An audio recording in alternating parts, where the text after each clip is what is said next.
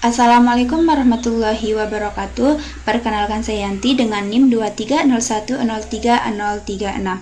Saya mahasiswa dari program studi Tadris Matematika kelas 4B Universitas Islam Negeri Mataram.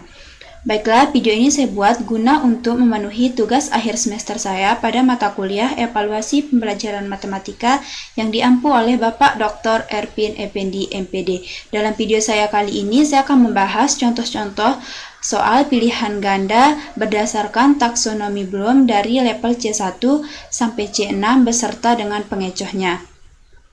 Nah, sebelum membahas contoh-contoh soal, di sini saya akan membahas sedikit materi tentang taksonomi Bloom beserta dari C1 sampai C6. Langsung saja. Ini merupakan pengertian dari taksonomi Bloom.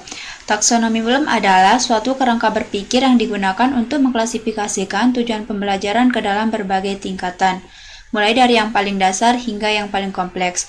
Taksonomi ini pertama kali dikembangkan oleh Benjamin Bloom dan rekan-rekannya pada tahun 1956 dan telah menjadi pedoman penting dalam merumuskan tujuan pembelajaran di seluruh dunia.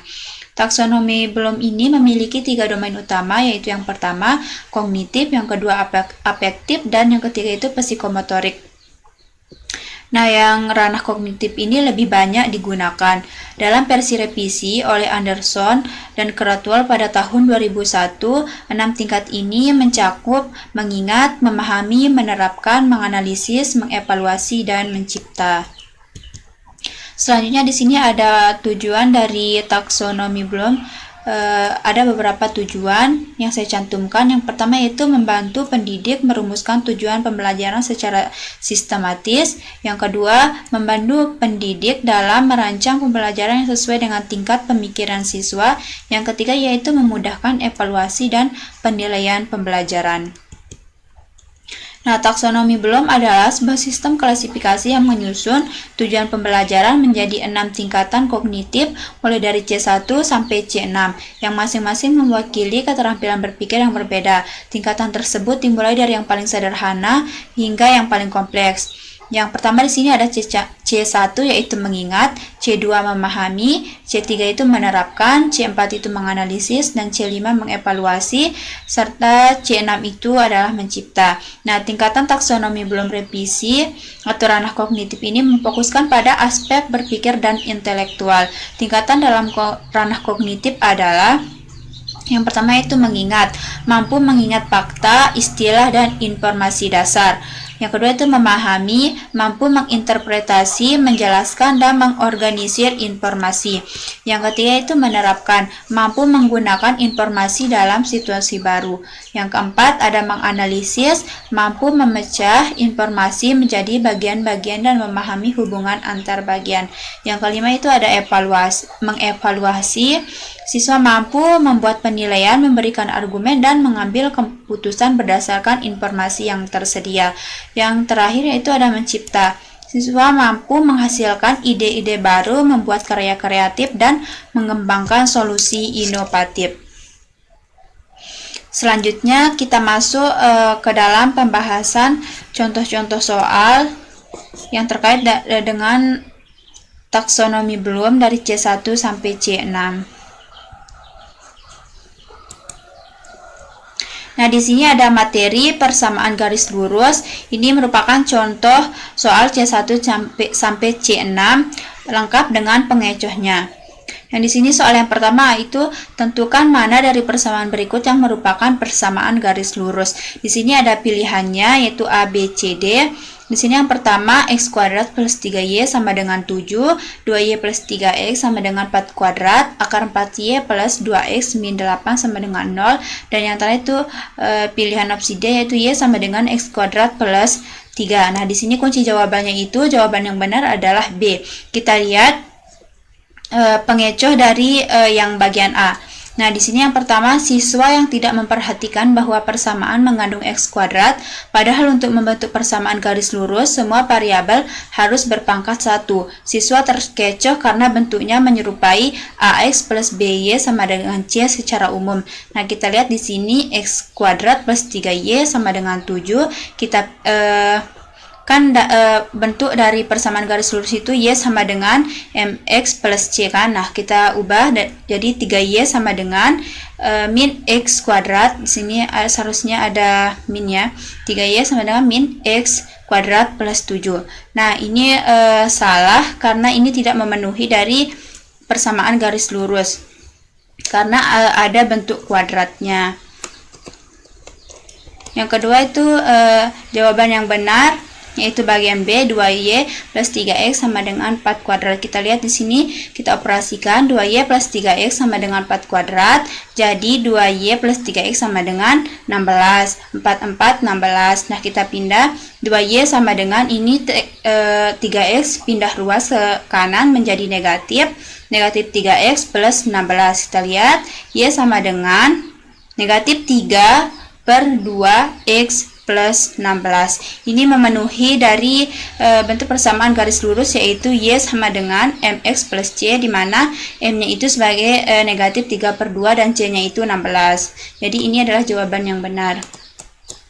Selanjutnya di sini yang bagian C, yaitu akar 4Y plus 2X min 8 sama dengan 0. Siswa mengira bahwa karena bentuknya linear terhadap X, maka sudah pasti termasuk garis lurus. Padahal ada akar di variabel Y yang menyebabkan persamaan menjadi non-linear. Nah, kita lihat akar 4Y plus 2X min 8 sama dengan 0. Jadi akar 4Y sama dengan negatif 2X plus 8. Nah, negatif 2X plus 8 ini memang sudah memenuhi dari persamaan MX plus C, tetapi di sini ada akar 4Y. Jadinya ini salah, mungkin siswa bisa terkecoh. Selanjutnya di sini yang D, D kan Y sama dengan X pangkat 2 plus 3. Nah, di sini siswa menganggap semua bentuk persamaan berbentuk Y sama dengan MX plus C pasti merupakan garis lurus tanpa memeriksa isi bentuknya yang mengandung X kuadrat, sehingga sebenarnya merupakan fungsi kuadrat. Nah, di soal yang bagian opsi D ini memang terlihat berbentuk seperti persamaan garis lurus, tetapi di sini karena ada X kuadratnya, maka ini bukan merupakan bentuk dari persamaan garis lurus.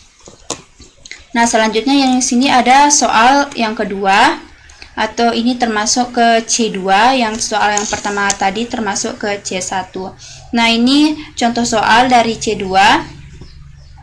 Persamaan garis lurus Y sama dengan negatif 2 per 3X plus 4 memiliki kemiringan negatif dan memotong sumbu Y pada titik 0,4.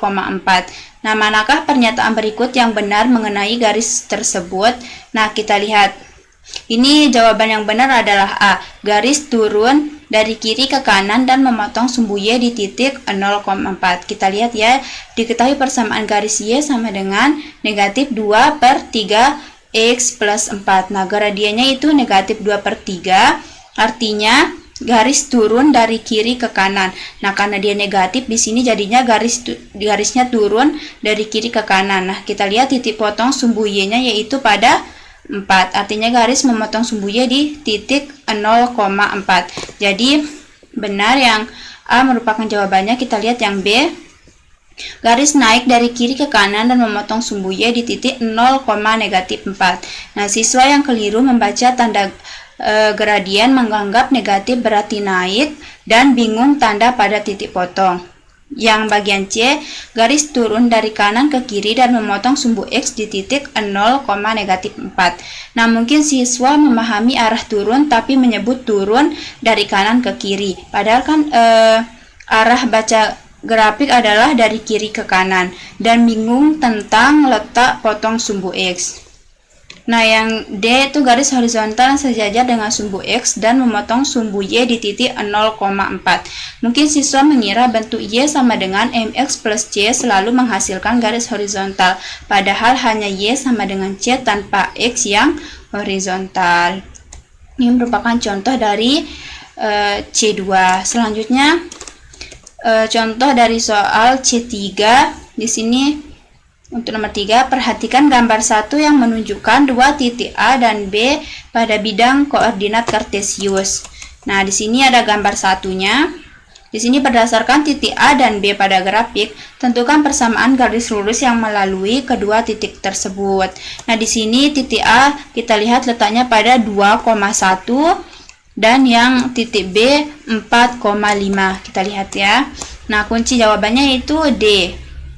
Kita lihat dari pengecohnya terlebih dahulu. Yang A yaitu Y sama dengan 2X plus 3.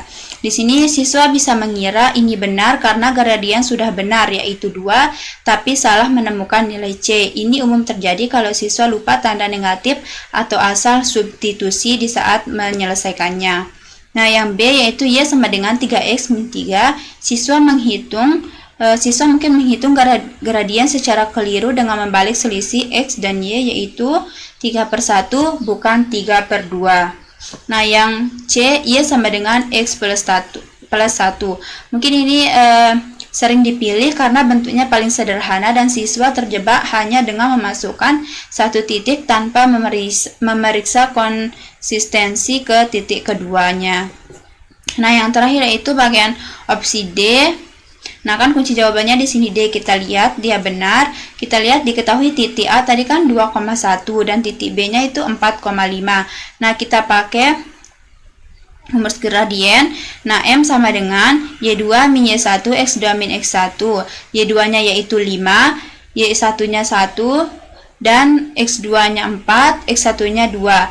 5 kurang 1 yaitu 4, 4 kurang 2, 2, 4 bagi 2 sama dengan 2. Nah, kita lihat ini untuk mencari persamaannya. Kita gunakan rumus Y sama dengan Y1 sama dengan M X min X1. Kita ambil titik A, bisa juga kita ambil titik B, tapi di sini kita mengambil titik A untuk melihat persamaannya. Y sama dengan Y1 sama dengan, masukkan gradiennya tadi 2, X sama dengan 2, Y min 1 sama dengan 2 dikali X, 2X, 2 dikali negatif 2 yaitu negatif 4. Jadinya Y sama dengan 2X turun. Negatif 3 ini berasal dari negatif 4, ini yang satu ini pindah ruas ke kanan, jadi negatif 4 plus 1. Negatif 4 plus 1 itu sama dengan negatif 3. Jadi kita lihat di pilihannya Y sama dengan 2X negatif 3. Nah, selanjutnya pada soal nomor 4, itu bagian dari C4. Di sini kita diminta untuk tentukan persamaan garis yang tegak lurus terhadap Y sama dengan 1/3X plus 2 dari pilihan berikut ini. Nah, di sini ada opsi pilihannya A, B, C, D. Di sini kita lihat kunci jawabannya yaitu D. Kita mulai dari A dulu.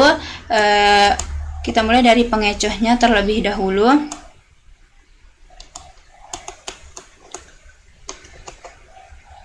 Di sini siswa menganggap, yang kita lihat dulu pilihan yang bagian A yaitu Y sama dengan 1/3X plus 6. Nah, siswa bisa menganggap cukup mengubah tanda gradien menjadi negatif tanpa membalik nilainya. Akibatnya mereka memilih gradien negatif 1/3 yang sebenarnya tidak memenuhi syarat garis tegak lurus karena bukan kebalikan dari 1/3. Kita lihat opsi pilihan yang B, Y sama dengan 3X min 1. Siswa yang mengira bahwa garis tegak lurus hanya perlu memiliki gradien kebalikan dari 1/3, namun lupa bahwa kebalikan tersebut harus bertanda negatif agar hasil kali gradiennya sama dengan negatif 1. Kita lihat jawaban yang C, Y sama dengan 1/3X negatif 4. Di sini siswa mungkin hanya memperhatikan bahwa bentuk persamaan mirip dengan apa yang diketahui, terutama karena gradiennya sama persis, padahal itu berarti garisnya sejajar, bukan tegak lurus. Kita lihat yang D, ini jawaban yang benar. Nah, diketahui persamaannya kan tadi 1/3X plus 2. Nah, gradiennya yaitu M1, kita ambil ini 1/3. Rumus gradien tegak lurus yaitu M1 dikali M2 sama dengan negatif 1. Nah, kita substitusikan M1-nya yaitu 1/3 dikali M2 sama dengan negatif 1. M2 sama dengan negatif 1 dibagi 1/3 sama dengan negatif 3. Nah, kita lihat di sini jadi gradiennya itu negatif 3. Kita lihat yang gradiennya negatif 3 yaitu di bagian D, negatif 3X plus 4. Nah, 4 ini kan konstanta, jadi ini bebas. Bisa saja yang B ini merupakan pilihannya juga, tapi di sini gradiennya itu positif. Sedangkan setelah kita perhitungkan gradiennya itu di sini kita dapat negatif. Jadi ini jawaban yang benar, yaitu D. Selanjutnya di sini soal yang nomor 5 atau bagian dari C5, yaitu seseorang siswa menuliskan persamaan garis yang melalui titik A 4,2 dan B 0, negatif 2 sebagai berikut. Y sama dengan ini bentuk dari persamaan garis yang melalui titik A dan B, yaitu Y sama dengan X plus 2. Menurutmu, apakah persamaan garis yang ditulis siswa tersebut sudah benar? Pilihlah jawaban paling tepat berdasarkan penilaianmu terhadap langkah dan garisnya. Kita lihat di sini kunci jawabannya yaitu D. Kita mulai dari yang opsi pilihan A. Kita lihat di sini benar karena gradiennya 1 dan memotong sumbu Y di 2. Nah, kita lihat bagian dari pengecohnya itu siswa melihat gradiennya 1 dan langsung cocokkan ke bentuk umum tanpa memeriksa apakah garis benar-benar melalui titik A dan B. Ini mencerminkan kebiasaan menghafal bentuk umum tanpa uji kebenaran. Mungkin siswa nanti di saat memilih A ini hanya melihat langsung menyocokkannya dengan bentuk umum tanpa dia memeriksa melalui titik A dan B. Selanjutnya yang bagian B yaitu salah karena siswa hanya mengambil salah satu titik dan menyusunnya dalam bentuk Y sama dengan X plus C. Ini bagian pengecohnya itu siswa yang mengira memasukkan satu titik, misalnya titik A, ke bentuk umum Y sama dengan X plus C tanpa menghitung gradien terlebih dahulu. Selanjutnya di sini yang bagian C-nya, opsi pilihan C-nya salah karena gradien yang tepat adalah negatif 1 dan konstanta C adalah 2. Jadi jawaban yang benar yaitu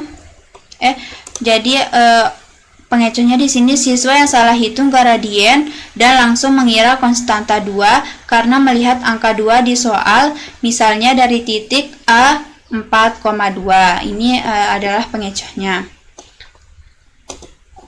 Selanjutnya yang D yaitu salah karena gradiennya adalah 1 tetapi konstantanya seharusnya 2. Ini seharusnya mohon maaf salah ketik, ini seharusnya benar karena gradiennya ini seharusnya benar karena gradiennya adalah 1. Ini seharusnya benar ya. Dia benar di sini. Karena gradiennya adalah 1, tetapi konstantanya seharusnya negatif 2. Kita lihat dari langkah penyelesaiannya, kita lihat ini. Cara mencari gradien dengan rumus Y2 min Y1 X2 min X1, kita substitusikan titik-titik A dan B-nya, yaitu negatif 2, negatif 2, 0,4 sama dengan 1. Nah, kita lihat ini gradiennya benar karena gradiennya adalah 1 tetapi konstantanya seharusnya negatif 2. Kita lihat kita cari menggunakan rumus cara mencari persamaan menggunakan Y sama dengan Y1 sama dengan MX min 1, Y sama dengan Y1 nya kita pakai 2 sama dengan kita masukkan gradiennya 1 sama dengan X min 4. Nah, Y min 2 sama dengan 1X min 4. Nah, Y sama dengan 1 dikali X harusnya 1X, 1 dikali 4 negatif 4. Nah, nanti Y sama dengan X negatif 2. Nanti negatif 4, ini negatif 2 pindah ruas ke kanan jadi plus 2. Negatif 4 plus 2 hasilnya negatif 2. Ini seharusnya gradiennya negatif 2.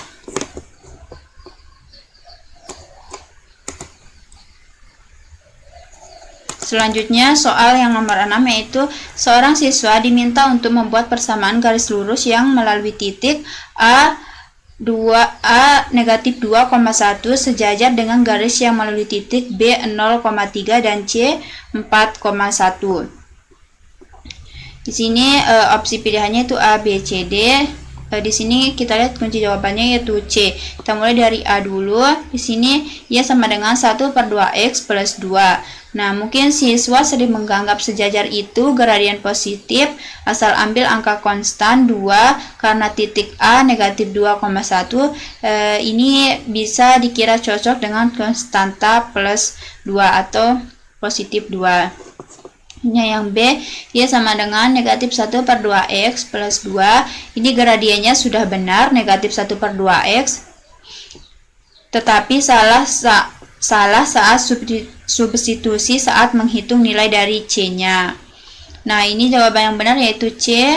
Kita lihat diketahui titiknya yaitu B dan C. Nah, kita cari gradiennya dari titik B dan C. Lalu kita gunakan gradien dari titik A untuk membentuk persamaan. Nah, kita cari ini rumus untuk mencari bentuk persamaan.